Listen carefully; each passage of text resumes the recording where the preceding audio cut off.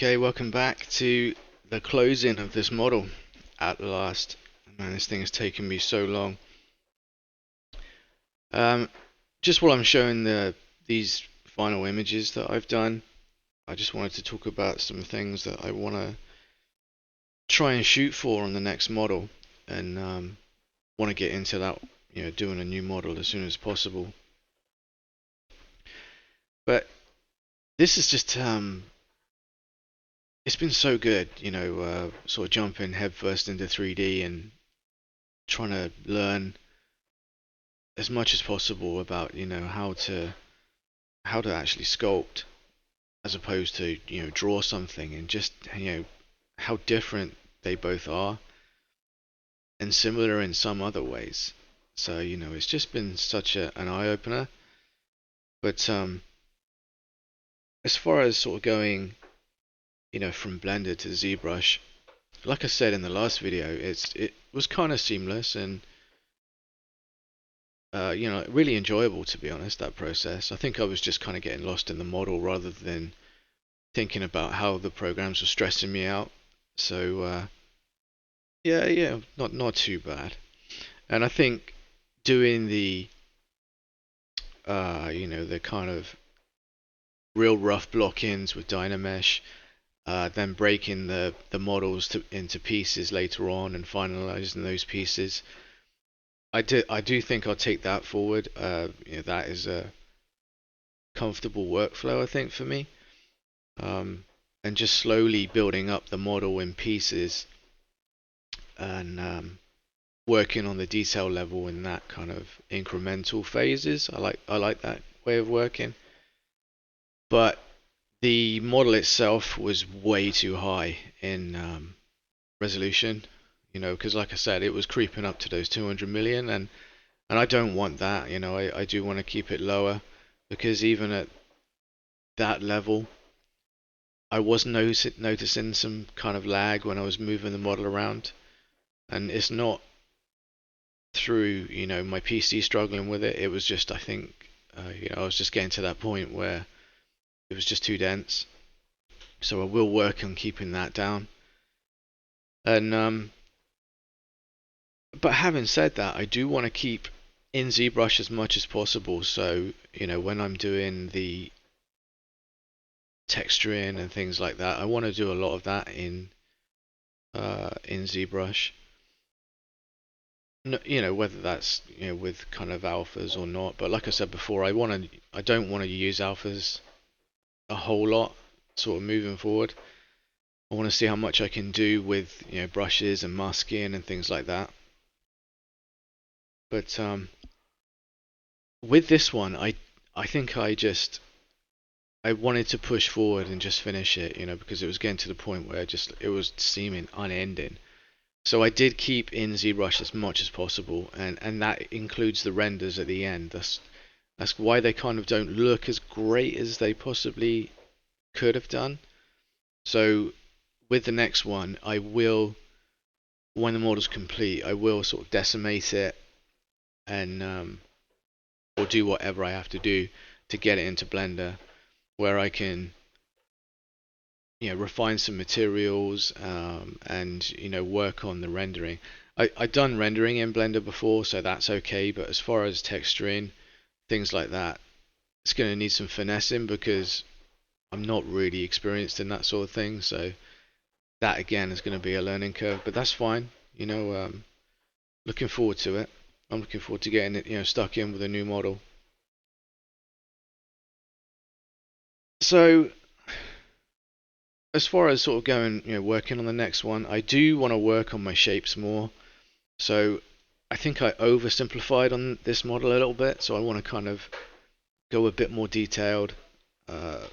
Maybe not, pushing as many pieces. I don't know. I can't really say that now. Maybe I'll do more. I don't know. But yeah, definitely some things I need to work on. Like I need to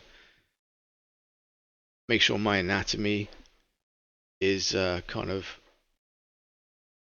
stepped up a notch, I think, to what it is in my 2D work. I think my 2D anatomy, is a lot better than my 3D. So I will work on that in the next model.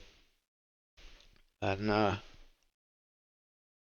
don't know if I'm working in, or if I'm not working in perspective mode enough, because in Zbrush I tend to only use perspective when I'm checking the, how all the forms are looking, and obviously when I'm rendering. But I don't work in perspective mode much, so I'll try working in that and see if it makes a difference. I don't know if that's going to mislead me or not, but I I can only try. At this point, I don't know. Um, oh yeah, I did actually make some notes on hands and just writing some quick notes down. Hands are a ball ache. Obviously, anyone who wants to do characters, whether that's drawing or sculpting, anything like that. Obviously, the human body is one of the most challenging things you can tackle as an artist. Um, and I've always wanted to draw people, so it's just kind of like these are problems I've had to tackle along the way and continue to, up to this day. And when you're sculpting, obviously, there's a whole new aspect to it, because you've got to rotate the thing. There's so many angles to cover. And I wasn't sure how to get the hands to hold the weapons, or how to actually gesture the hands. What I tried to do originally was break the fingers down into parts. So at the knuckles, I would section off the fingers so that I could mask them and then pose them. But that was just, I don't know if people do that, but that is just it was crazy to me. Like I just couldn't do it. I mean, I could if I wanted to take all day over it, but it was just not for me. So what I did was once I had the arms in the position that I wanted them in the pose, and I had the weapons sort of roughly where I wanted them, I actually sculpted the hands in pose. That seemed to work for me. So just like sticking cylinders together and things around, in this case, the swords. That's how I did that. I don't know. It seemed okay working that way, so maybe I'll do that again. I think when I tackle the hands on the next model, I may sort of make a video on that, just sort of showing how I did it. And if anyone can tell me if there's an easier way, because I find sculpting the hands in, say, symmetry mode earlier on, and then later on posing the fingers, I find that really difficult. So I might actually stick to actually sculpting the hands in pose. But that was a huge thing for me, like I really didn't foresee that I would have to sort of redo the hands. But that's what I did. And I think with moving forwards as far as to the sculpting, I just want to kind of develop my eye, and kind of the things that I found appealing, and just my artistic vision. I want to kind of fine tune it and take it beyond what I'm able to do in 2D. Because I really do love sculpting, man. It's just, I've fallen in love with it, and obviously, since working in Zbrush, it's just been so good. So that means obviously getting the models polished to a higher level. Detailing's going to be a focus for me. I know people say don't get lost in the details, but this is like a final stage for me. So once I've checked every stage, the shapes are good, it's reading well, pose is good, all my props polished up, and all that's left is fine tuning details, micro details, all that good stuff. That's what I'm going to focus on. This next one, I'm just really going to, now I've got the workflow nailed down, I just want to go for it, just do something that's as good as I could possibly can make it at this point.